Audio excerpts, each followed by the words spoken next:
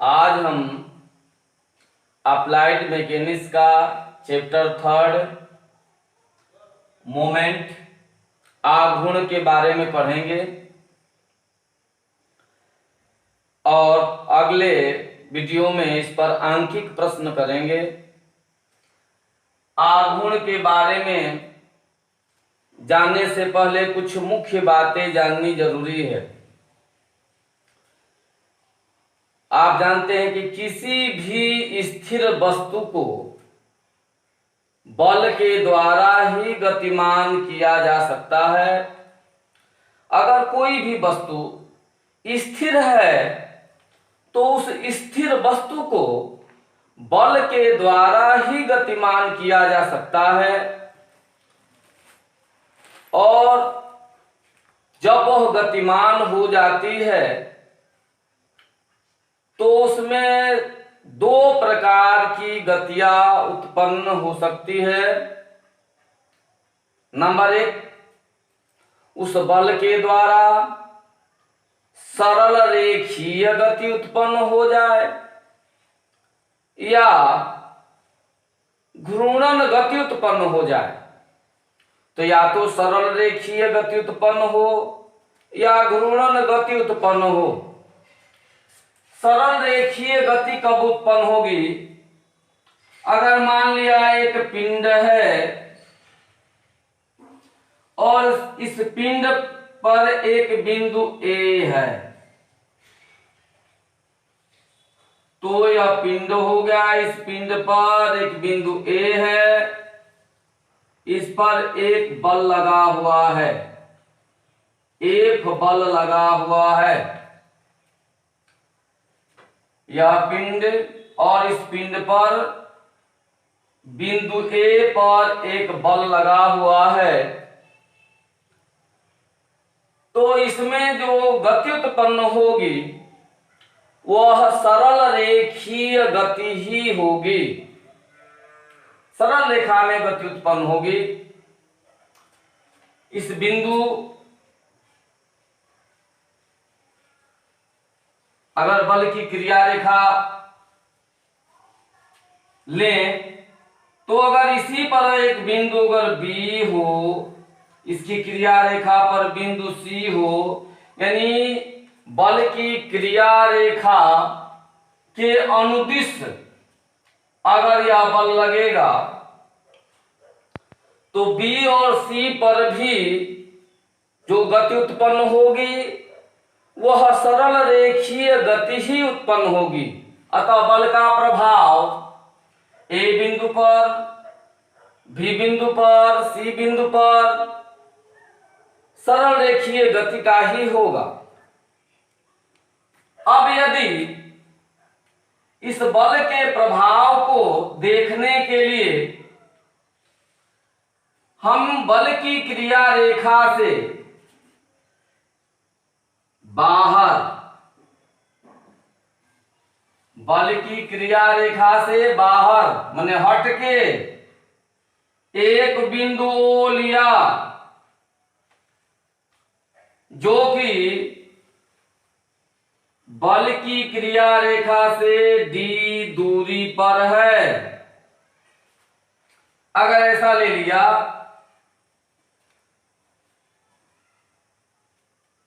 तो बल का प्रभाव इस ओ बिंदु के परितः घुमाने का होगा, यानी यह बल ओ के परितः इसको घुमा देगा या घुमाने का प्रयास करेगा। तो इसे हम आघूर्ण कहेंगे। अब बात आती है कि दो कंडीशन हो सकती है। एक कि जो हमने अक्ष लिया या जो एक निश्चित बिंदु लिया, इस निश्चित बिंदु के परितः बल द्वारा घुमाने या घुमाने का प्रयास किया जाए तो या बल द्वारा घुमाने या घुमाने का प्रयास किया जाए तो दो स्थितियां आ सकती है। पहली स्थिति किसमें दो दो गतियां उत्पन्न हो जाएगी, एक सरल रेखीय गति और घुमाऊ गति, और दूसरा केवल घुमाऊ गति यानी घूर्णन गति। तो कब दोनों सरल रेखीय और घूर्णन गति दोनों उत्पन्न होगी और किस दशा में केवल घूर्णन गति ही उत्पन्न होगी। यदि ओ बिंदु पर स्थिर कर दिया जाए, निश्चित बिंदु कर दिया जाए और इसके परितः बल द्वारा घुमाया जाए तो केवल घूर्णन गति ही उत्पन्न होगी। और यदि स्थिर न किया जाए तो घूर्णन गति के साथ साथ सरल रेखीय गति भी उत्पन्न होगी। इसको जो है इस चित्र से हम देख सकते हैं, या F बल, F परिमाण का बल लगा हुआ है, अतः हम O बिंदु पर दो इसी परिमाण के बल लगा दे रहे हैं ताकि मान में कोई अंतर ना आए। एक बल F लगा दिया और उतना ही परिमाण का दूसरा बल F इधर लगा दिया, यानी अगर यह 10 न्यूटन का है तो यह भी 10 न्यूटन का बल लगा दिया। तो जितना बल ऊपर लगा रहे हैं उतना बल नीचे लगा रहे हैं तो कोई प्रभाव इस बिंदु पर नहीं पड़ेगा। अब जो है बात आती है, जब ऐसा लगा लेंगे यानी हमने बिंदु O पर मानिए तो कोई बल नहीं लगाया, क्योंकि जितना बल हमने ऊपर लगाया उतना ही बल हमने नीचे लगा दिया, समान परिमाण का बल। अब जो है ये दो बल हमने अपने मन से लगाया, एक बल A बिंदु पर पहले से लगा हुआ है, तो इसकी स्थिति देखी जाए, तीनों का एक साथ अगर अध्ययन करेंगे तो हमें देखने को मिलेगा यह बल जो है ऊपर की तरफ लग रहा है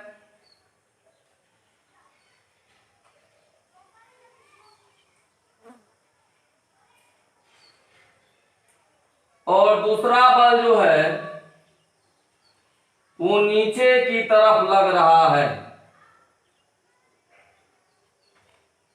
एक बल ऊपर की तरफ लग रहा है, दूसरा नीचे की तरफ लग रहा है। दोनों जो है ऐसे इसको घुमाने का प्रयास करेंगे। ये दोनों बल एक ऊपर लग रहा है, एक दूसरा नीचे, ऐसे घुमाने का प्रयास करेंगे, नहीं इसमें घूर्णन गति उत्पन्न होगी। तथा इसी बिंदु पर जो नीचे की तरफ F बल लग रहा है वह ABC के अनुदिश सरल रेखीय गति करेगा, यानी यह बल सरल रेखीय गति उत्पन्न करेगा और यह दोनों बल के कारण यह पिंड में घुमाऊ गति उत्पन्न होगी। अतः अगर O बिंदु पर स्थिर कर दिया जाए तो केवल घूर्णन गति होगी, अगर स्थिर न किया जाए तो घूर्णन गति के साथ साथ सरल रेखीय गति भी होगी। अब बात आती है कि इसको समझे कैसे।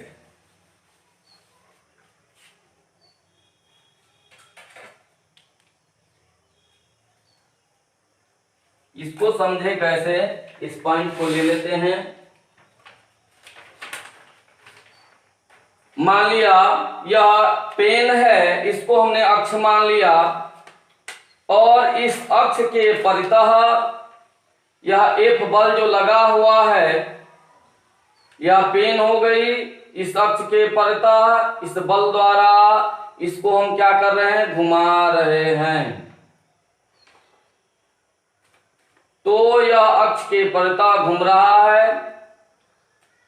तो इस निश्चित बिंदु जो हमने लिया निश्चित बिंदु लें चाहे अक्ष लें, इसके परतः बल का प्रभाव हम देखेंगे कि बल का प्रभाव घुमाने का है। अतः बल द्वारा पिंड को किसी बिंदु या अक्ष के परतः घुमाने की प्रवृत्ति को आघूर्ण कहते हैं। बल द्वारा पिंड को किसी बिंदु या अक्ष के परितः घुमाने की प्रवृत्ति को ही आघूर्ण कहते हैं। अब जो है पॉइंट आती है कि आघूर्ण का मान कैसे निकालेंगे। तो आघूर्ण का मान निकालने के लिए जरा ध्यान से देखेंगे। यह हमारी अक्ष है, इस अक्ष से d दूरी पर बल लगा हुआ है। यह बल की क्रिया रेखा, तो बल अक्ष से d दूरी पर लगा हुआ है। इस d दूरी को बल की क्रिया रेखा से अक्ष तक की लंबवत दूरी कह सकते हैं, या निश्चित बिंदु से बल की क्रिया रेखा तक की लंबवत दूरी। अब घूर्ण निकालते समय जो बल लगाए हैं वो बल और उसमें गुणा कर देते हैं अक्ष से लंबवत दूरी का, तो हमारा बल आघूर्ण प्राप्त हो जाता है। तो उसी को हमने लिख रखा है। पूरी परिभाषा को देखेंगे। हमने पढ़ा आघूर्ण बल द्वारा पिंड को किसी बिंदु या अक्ष के परितः घुमाने की प्रवृत्ति को आघूर्ण कहते हैं। अब इसके मान की बात करें तो आघूर्ण बल तथा उस बिंदु या अक्ष से बल की क्रिया रेखा की लंबवत दूरी के गुणनफल के बराबर होता है। अब पॉइंट आती है, आपने जो है इसको समझने के लिए हमने एक दरवाजा बना रखा है। मान लो यह एक दरवाजा है जो कि ऊर्ध्वाधर दीवार पर दो कब्जों द्वारा जुड़ा हुआ है। यह एक दरवाजा है जो ऊर्ध्वाधर दीवार पर दो कब्जों द्वारा जुड़ा हुआ है, और यदि यहां पर हत्था लगा हुआ है, इस हत्थे पर F बल लगा करके इस दरवाजे को घुमाया जाए या खोला जाए चाहे बंद किया जाए, तो क्या देखने को मिलेगा कि यहां पर ये जो कब्जा, ये जो अक्ष हो जाएगा ऊर्ध्वाधर अक्ष y हमने मान रखा है। तो ये y अक्ष जो ऊर्ध्वाधर अक्ष है, इस अक्ष से बल की क्रिया रेखा तक की लंबवत दूरी d हो गई, और यहां पर हमारा B बिंदु पर बल लगा हुआ है। तो बल अगुणे लंबवत दूरी कर दिया F इंटू D, तो वह इस अक्ष के परितः मोमेंट हो जाएगा, यानी घूर्ण हो जाएगा। इसका मान हम ऐसे ज्ञात करेंगे। इसको हमने लिख रखा है, माना एक दरवाजा किसी ऊर्ध्वाधर दीवार पर दो कब्जों द्वारा जुड़ा है। तो यह हमारा दरवाजा है जो ऊर्ध्वाधर दीवार पर दो कब्जों द्वारा जुड़ा है। ऊर्ध्वाधर अक्ष y है, यहां पर लिख रखा है चित्र में, ऊर्ध्वाधर अक्ष y है। यदि एक बल F y अक्ष से लंबवत दूरी d पर लगा है, तो यहां ये y अक्ष से लंबवत दूरी डी पर यह बल लगा है, जैसा कि चित्र में दर्शाया गया है, तब बल आघूर्ण का मान वाई अक्ष के परितः निम्न प्रकार से होगा। और निम्न प्रकार से क्या होगा? मोमेंट एम बराबर बल गुणे बल की क्रिया रेखा से अक्ष तक की लंबवत दूरी, यानी एम बराबर एफ इंटू डी। अब जो है बल का मात्रक न्यूटन होता है और दूरी का मात्रक मीटर। कोई भी दूरी नापेंगे मीटर से, तो डिस्टेंस के लिए मीटर लेंगे, अतः आघूर्ण का मात्रक न्यूटन मीटर होगा। अब पॉइंट आती है, बल आघूर्ण में मेन पॉइंट यह आती है कि बल आघूर्ण का मान शून्य कब होगा। बल आघूर्ण का मान शून्य कब होगा? तो बात समझ लें, दो स्थितियों में बल का मान शून्य होगा। यदि बल F बराबर 0 कर दें तो M बराबर F इंटू डी, तो M बराबर बल को 0 हमने कर दिया इंटू डी, तो M बराबर 0 होगा। अतः मोमेंट M0 कब होगा? जब बल का मान ही शून्य कर दिया जाए। दूसरा कंडीशन, बल यदि दूरी ही शून्य कर दिया जाए, यानी d बराबर 0, तब m बराबर f इंटू डी, तो m बराबर f इंटू डी, m बराबर f इंटू डी की जगह पर 0 कर देंगे, अतः m0 बराबर हो जाएगा 0। अतः दो कंडीशनों में जब बल को ही 0 कर दें तब भी मोमेंट हमारा शून्य होगा, और जब डिस्टेंस को ही 0 कर दें तब भी हमारा मोमेंट शून्य हो जाएगा। या जब डिस्टेंस को शून्य कर दें तो एक बात समझ में आ जाती है कि जिस अक्ष के परितः हमें उस पिंड को घुमाना है,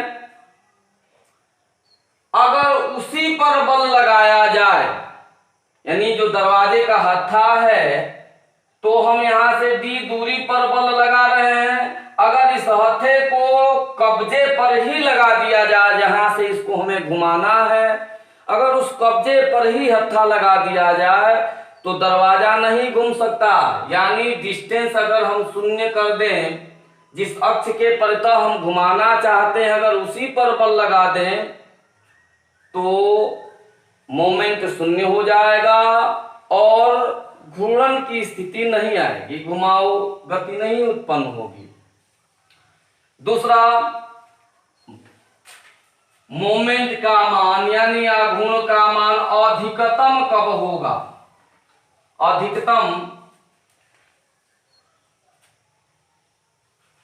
हम जानते हैं कि m बराबर f इंटू डी, तो दो स्थितियों में आघूर्ण का मान अधिकतम होगा। या तो हम बल F को बढ़ा दें या उसकी दूरी d को बढ़ा दें, या तो लंबवत दूरी d को बढ़ाएं या जो बल लगा रहे हैं उस बल को बढ़ा दें। दोनों स्थितियों में आघूर्ण का मान बढ़ जाएगा। इसका एक एग्जाम्पल है, यदि कोई गाड़ी है खराब हो गई, पंचर हो गई और टायर को जो है खोल के निकालना है। तो जब खोल के निकालना होता है, ये नट लगे हुए हैं और इस नट को खोलना है हमें। ये हमारा नट है,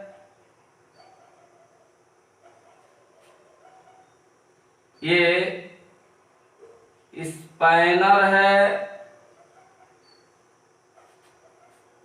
यानी चाबी जिसके द्वारा हम नट को खोलते हैं। तो यह नट हो गया और यह स्पैनर हो गया जिसके द्वारा हम इस नट को खोलेंगे। तो अगर कोई व्यक्ति इस पे खड़ा हो जा रहा है स्पैनर पर, तो देखते हैं कि यह नट नहीं खुल रहा है, नट नहीं खुलता है, नट नहीं खुलता है। अब हम क्या करेंगे कि इसके आघूर्ण को बढ़ा देंगे। अतः आघूर्ण को बढ़ाने के लिए इसमें स्पैनर में एक पाइप लगा देंगे। और अगले चित्र में हम बना दे रहे हैं, यह हमारा पॉइंट हो गया।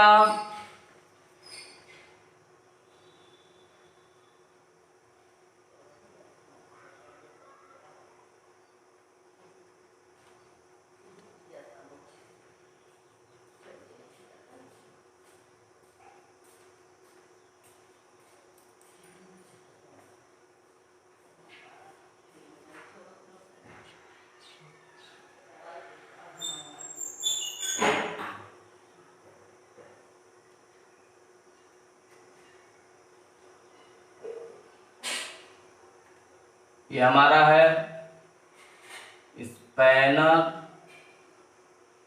ये पाइप हो गया, ये हमारा नट हो गया और यहां पर व्यक्ति खड़ा हो गया। तो जब हमारा लंबवत दूरी बढ़ेगी, तो लंबवत दूरी के बढ़ने से आघूर्ण का मान बढ़ जाएगा। आघूर्ण के मान बढ़ने से यह नट खुल जाएगा।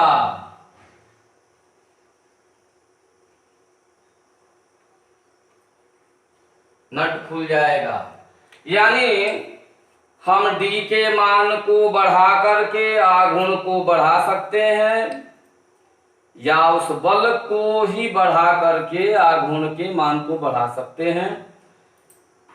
अगले पॉइंट में, यानी अगले लेक्चर में हम इस पर आंकिक प्रश्न करेंगे।